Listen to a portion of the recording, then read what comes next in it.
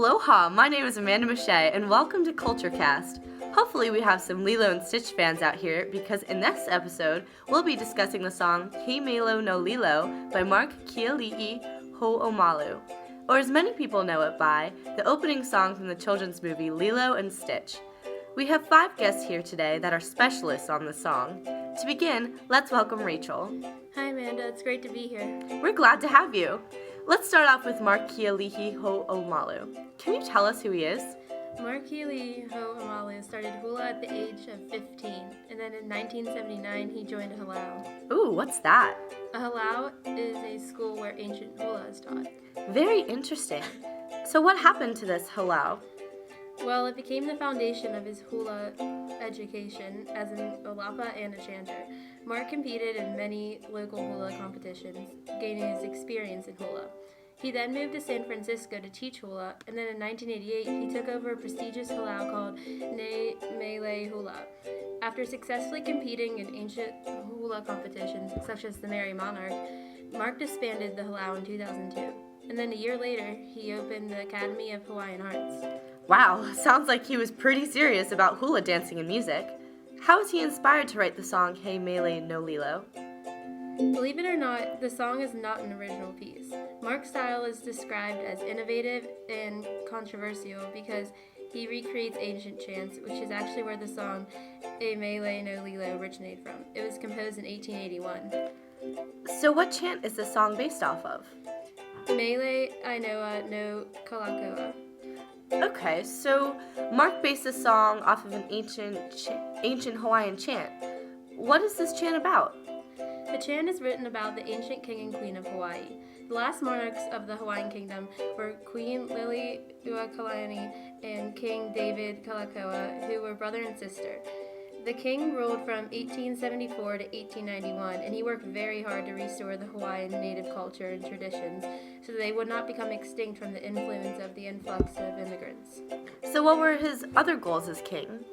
His goal was to help the self-esteem of Hawaiians so that they would be as proud of their heritage as he was. The king restored the arts of chants, hula, myths, and legends, and the public performance of these art forms.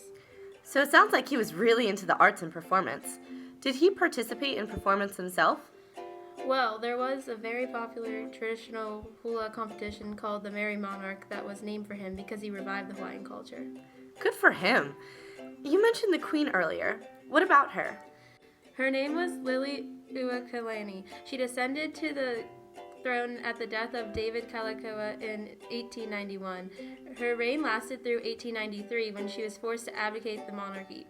She was an accomplished writer, and her story is recorded in her book, Hawaii's Story. The queen played the guitar, zither, ukulele, piano, and organ. She has also written many songs, most famous being Aloha Oi, Farewell to Thee. This song is also in the movie Lilo and Stitch. So this song was based off of a chant that was based off of the king and queen of ancient Hawaii? That's right. That's so cool. I wish I put that much effort into, well, anything. Thank you so much for coming today, Rachel, and enlightening us on the history of the song. Next up, we have Kate, who will be talking to us about the plot of He Mele no Lilo. Hello, Kate. So, we've just learned about the history of the song and the author. Can you tell us what the song is generally about? Yeah, of course. It's pretty simple, actually. The purpose of the song is to give praise and worship to the king and queen of Hawaii. Well, I'm sure we would all love to hear what the song is about. Would you mind singing it for us? I'm not super well versed in the Hawaiian language, but I could totally give you an English translation so that the audience can get an idea of what the song means. That would be perfect. Okay, well, first of all, the song is called A Song for the Generous Ones, and I'll just read a brief bit. The arches of rainbows, beams of colors unequaled, creations of love, passing along within gentle rains. Look up to the brightness of day, from the vastness of Hawaii to Keali'i. In the heavens' brightness, the beauty is revealed. Beautifully read, Kate. Just beautiful. Thank you. Could you explain to us a little more on how the king is introduced? Yes. The song introduces the king, beginning by telling where he reigns, all the way from Hawaii to Keali'i. The author refers to the heavenly skies before introducing the king, as to display that he is a divine figure.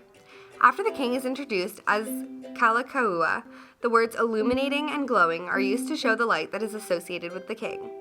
Then, the king is compared to a beautiful flower. And the author goes on to say that this flower is blooming on a mountain. And what mountain is the author referring to, Kate? I'm glad you asked.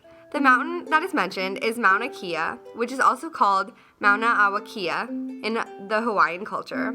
It is a dormant volcano on the island of Hawaii, but it is the highest point on the state.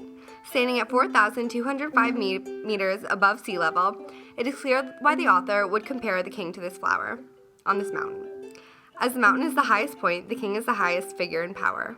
Very interesting. I remember the song talking about another mountain as well.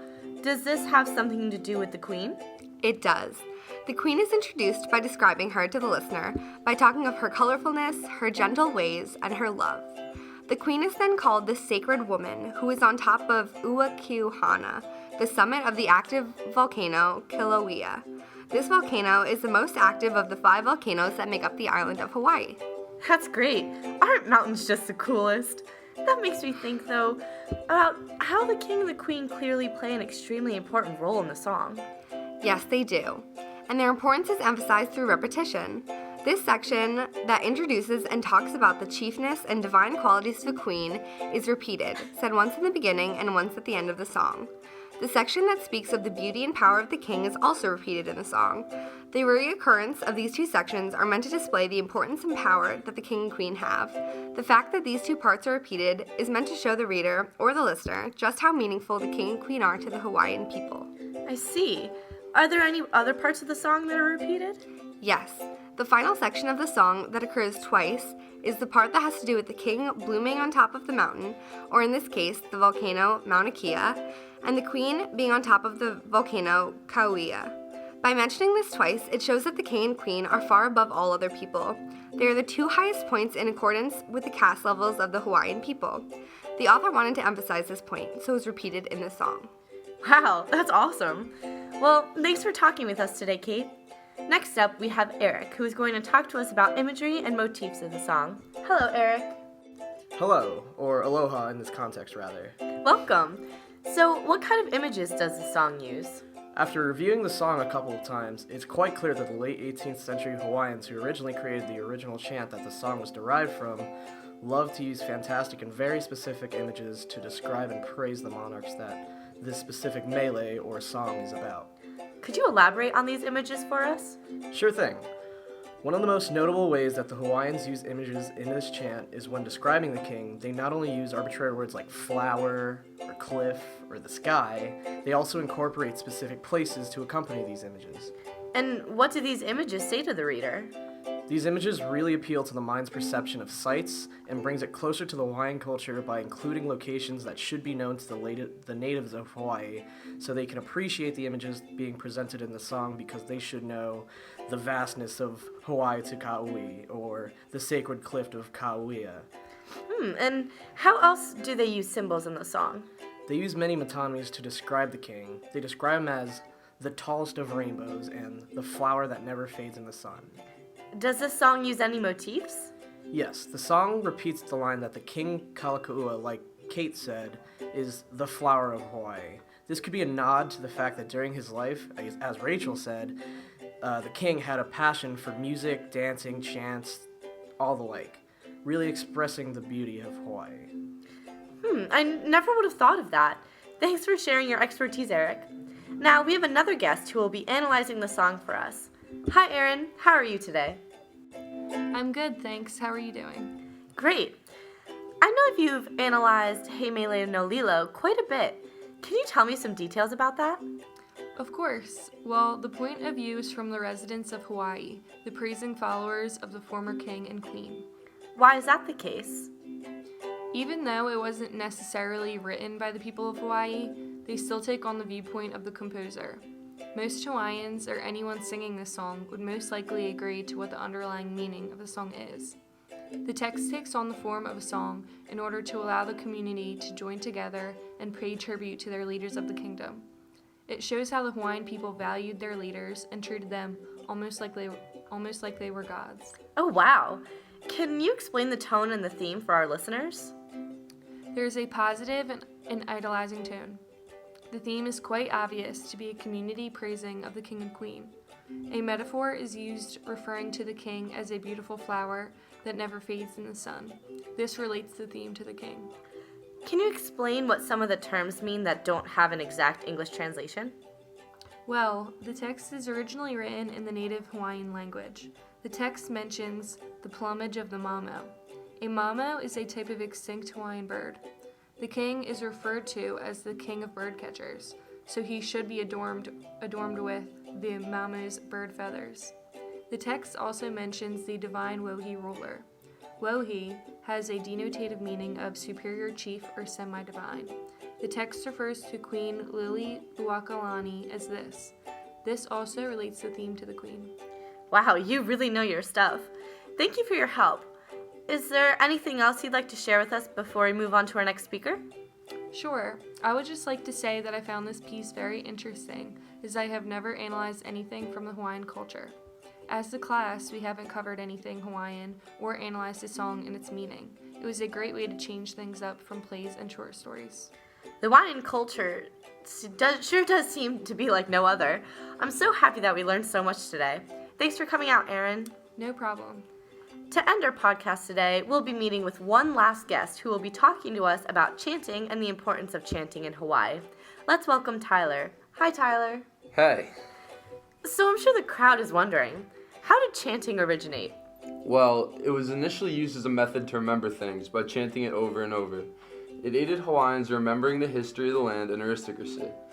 It then turned into a method of passing down information before there was a written language, as it became more of a group activity. So, what is the significance of chanting in Hawaiian culture? Chanting is considered a form of poetry. In ancient cultures, poetry was generally done by people of higher social class, but in Hawaii, everybody writes poetry. Man, we need to pick up our game and write poetry more often. It's just lovely.